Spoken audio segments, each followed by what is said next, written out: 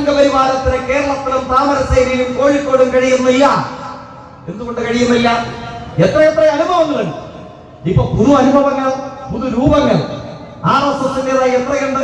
ഞാൻ ഇങ്ങോട്ടേക്ക് വരുന്ന വഴിയിൽ കണ്ടു സി രവിചന്ദ്രൻ സ്വതന്ത്ര ചിന്തകരുടെ സമ്മേളനം, അത് കഴിഞ്ഞു കോഴിക്കോട് അല്ലേ?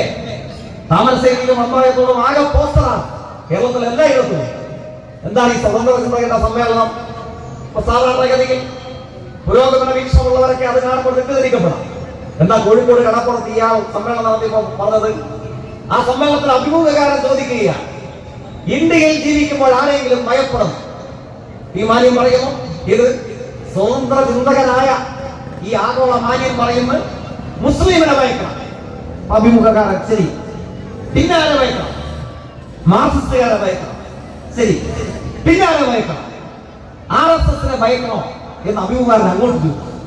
അപ്പോ സ്വതന്ത്ര ചിന്തകനാൻ പറയുകയാണ്, കേട്ടോ, RSSനെ ഭയക്കണം. ഇത് പുസ്തക രൂപത്തിൽ എഴുതിയ ഒരു ആഗോള അടപരാധി ഉണ്ടായിരുന്നു. അയാളുടെ പേരാണ് ഗോൾവൽക്കർ ഇല്ലേ? 3 കൂട്ടരെ ഉന്മൂലനം ചെയ്യണം. ലക്ഷണമൊത്ത മതരാഷ്ട്രമായി ഇന്ത്യയെ മാറ്റണമെങ്കിൽ മുസ്ലിമിനെയും ക്രിസ്ത്യാനിയെയും മാർക്സിസ്റ്റുകാരെയും RSSന് അനഭിമതരായ മതനിരപേക്ഷവാദികളായ ഹിന്ദുക്കളെയും കൊന്നുകളയണമെന്ന പുസ്തകം എഴുതിയതാരാണ്? ഗോൾവൽക്കറാണ്. അതേ കാര്യല്ലേ സ്വതന്ത്ര ചിന്ത എന്ന് പറഞ്ഞിട്ട് ഈ അഖില ലോക പണ്ഡിതൻ വന്ന് കോഴിക്കോട് കടപ്പുറത്ത് പ്രസംഗിച്ചത്? നാസ്തികൻ എന്നാണ് പറയുന്നത്. നാസ്തികൻ എന്നല്ല പറയേണ്ടത്, നാസ്തിക മോർച്ച. നിരീശ്വരവാദികൾക്കിടയിൽ RSSന്റെ പ്രാക്ഷം പ്രവർത്തിക്കുകയാണ്. അതിന്റെ പതിപ്പാണ് കോഴിക്കോട് കടപ്പുറത്ത് 40 ദിവസങ്ങൾക്ക് പുറകിൽ കണ്ടത്. അതോടൊപ്പം കാസ ഇല്ലേ, ക്രിസ്തുമത വിശ്വാസികൾക്കിടയിൽ ഒരു RSS ആരാധക സംഘം പിറവിയെടുത്തിരിക്കും. മുനമ്പം ഇല്ലേ, സർക്കാർ പറഞ്ഞു ഒരാളെയും കുടിയൊഴിപ്പിക്കില്ല. ചവിട്ടി നിൽക്കുന്ന മണ്ണിൽ നിന്ന് ഒരു മനുഷ്യനും മാറേണ്ടതായി വരില്ല. പക്ഷേയോ സർക്കാർ പൂർണ്ണമായും ജനങ്ങളോടൊപ്പം, മനുഷ്യരോടൊപ്പം. സർക്കാരിനെ നിയന്ത്രിക്കുന്ന രാഷ്ട്രീയ പ്രസ്ഥാനം എന്ന നിലയിൽ CPI-യും. പ്രത്യേകത എന്താണ്? കാസ ഇവരുടെ പ്രചരണം എന്താണ്? RSS ആരാധക സംഘമായി മാറിയിരിക്കുകയാണ്.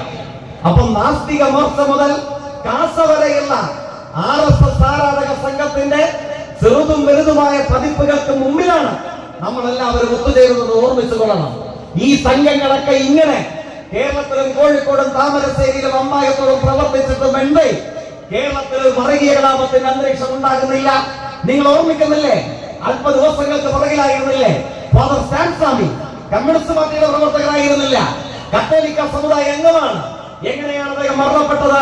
മരണപ്പെട്ടതല്ല, ജയിലിലിട്ട് RSS കൊന്നുകളഞ്ഞു.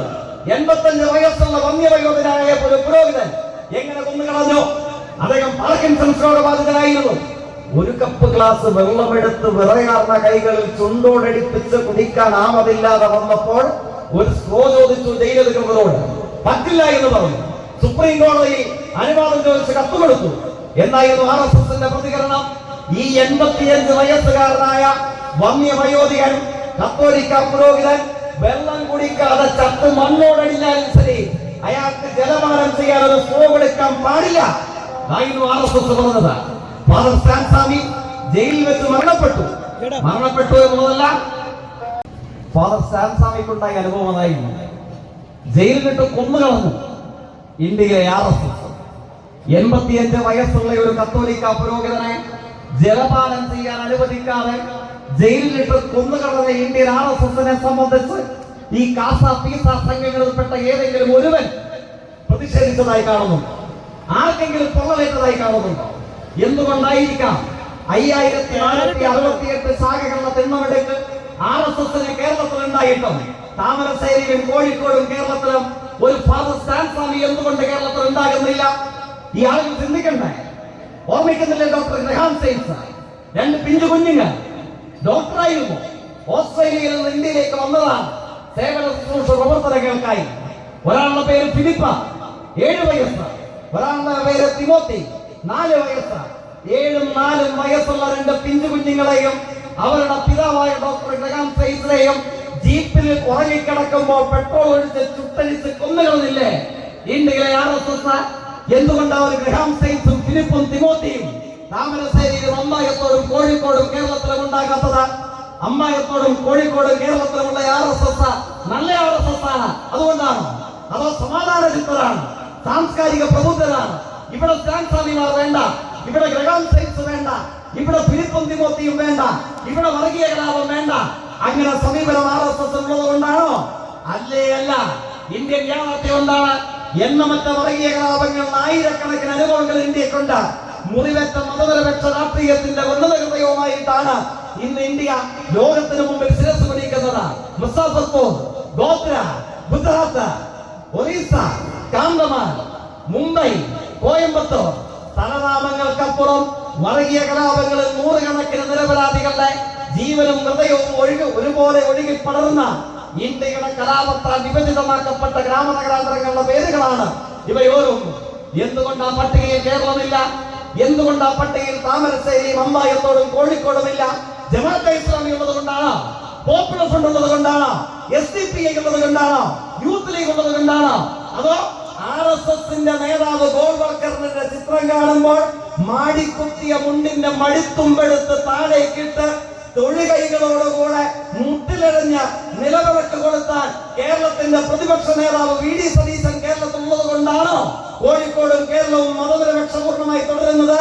അതോ RSSന്റെ ശാഖ ആക്രമിക്കാൻ CPIഎമ്മുകാർ വരുന്നു എന്ന് കേൾക്കുമ്പോൾ ഉടുത്തിരിക്കുന്ന കതറുമുണ്ട് അഴിച്ചു മാറ്റി കാക്കി കളസമെടുത്ത ശാഖയ്ക്ക് കാവൽ നിന്നു എന്നല്ല, ശാഖയ്ക്ക് കാവൽ കിടന്നു എന്ന് പ്രസംഗിക്കുന്ന കേരളത്തിലെ കോൺഗ്രസിന്റെ പ്രസിഡന്റ് സുധാകരൻ ഉള്ളത് കൊണ്ടാണോ കോഴിക്കോടും കേരളവും മതനിരപേക്ഷമായി തുടരുന്നത്?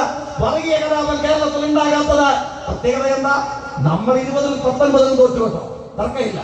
പക്ഷേ 20-ൽ 19-ലും തോറ്റുപോകുമ്പോഴും ബൂത്തിലിരിക്കാൻ, സ്ലിപ്പ് എഴുതാൻ, ചുവരെഴുതാൻ, പോസ്റ്റർ ഒട്ടിക്കാൻ, പൊതുച്ചോർ ശേഖരിക്കാൻ, ചോര കൊടുക്കാൻ ഇടവേളകളില്ലാത്ത സമര സംഘടനാ പ്രവർത്തനങ്ങൾക്ക് നേതൃത്വം നൽകേണ്ട വരുന്ന കേരളത്തിലെ കമ്മ്യൂണിസ്റ്റ് പാർട്ടിയുടെ അവസാനത്തെ സഖാവിനും അവസാനത്തെ പ്രവർത്തകനും തോറ്റുപോകുമ്പോൾ കുടിഞ്ഞു പോകുന്ന ശിരത്തോട് കൂടിയിട്ടല്ല.